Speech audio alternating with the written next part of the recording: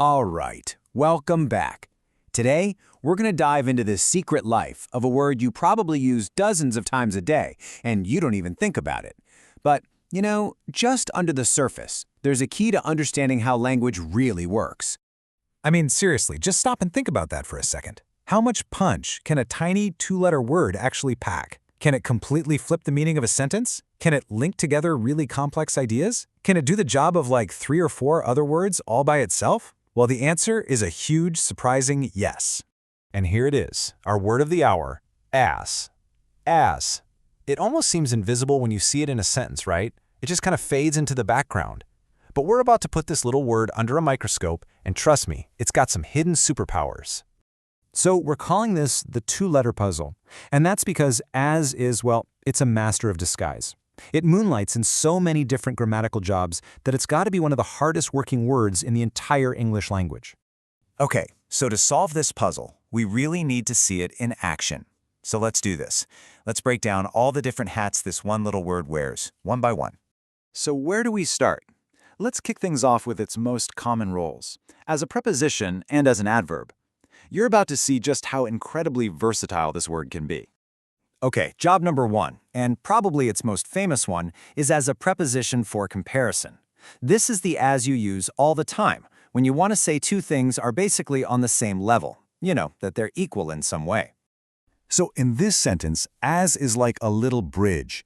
It connects how things are now with how they used to be and tells us, well, that they're not equal anymore. It's a really simple job, but it's so powerful. But wait, it doesn't stop there. As can also, get this, manipulate time. Well, kinda. It's used to link two things that are happening at the exact same moment, concurrently. See that? Going out and starting to rain. They're locked together in the very same instant. And it's all thanks to our little two-letter friend here. It's just a beautifully efficient way to talk about things happening at once. And here's another identity, the logician. In this role, as is basically a stand-in for the word because. It sets up a super clear cause and effect relationship between two different ideas. So, why didn't I watch the film? Well, as I couldn't understand French. See? As is the word doing all the heavy lifting there, connecting the cause directly to the effect. So simple. Okay, now let's see how this thing builds on itself. As also works as an adverb, and it often teams up with a second as to create that classic as comparison that you've seen a million times. So here, that first as is working with the word good, telling us how good. Then the second as comes in and connects it to the thing we're comparing it to. It's like a little tag team effort, and it shows how a simple word can build these more complex structures.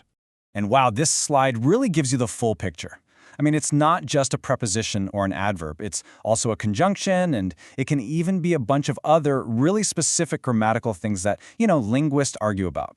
The main point is, this word is a true chameleon. So you might be wondering, why are we spending all this time on just one tiny word? Well, because its hidden complexity is actually part of a much bigger and really fascinating idea in language. So let's zoom out a bit. I want you to remember this number, 850. What on earth could this number have to do with the word as? Well, it turns out our little hard-working word is kind of a big deal. As is an absolutely essential piece of a special vocabulary list known as Basic English, or B850. So BE850 was this project to create a stripped-down version of English that pretty much anyone in the world could learn quickly. But here's the catch. To make it work, the creators couldn't just pick simple words. They needed words that could do a lot of different jobs. Words exactly like as. And this, right here, brings us to the real takeaway from our journey today. A word's true worth isn't just in what it means, but in how flexible it is. Because here's the thing. When you try to simplify a language, you realize pretty fast that you can't just get rid of complexity by, throwing out words. That complexity, it has to go somewhere. It gets packed into these small, super powerful multi-purpose words. They basically become the Swiss Army knives of the language, with each one able to do dozens of different things. All the big ideas, the nuance, the logical connections, none of that stuff disappears in a system like Basic English. It just gets concentrated, hidden away inside the smallest, most fundamental building blocks of the language. Just like our humble two-letter word as. So the next time you see a tiny word like as or of or so, don't just skim past it. Stop and ask yourself what secrets it might be hiding. And it leaves me with this thought. If as can do all of that, what's the most powerful small word that you know? Think about it. We'll see you next time.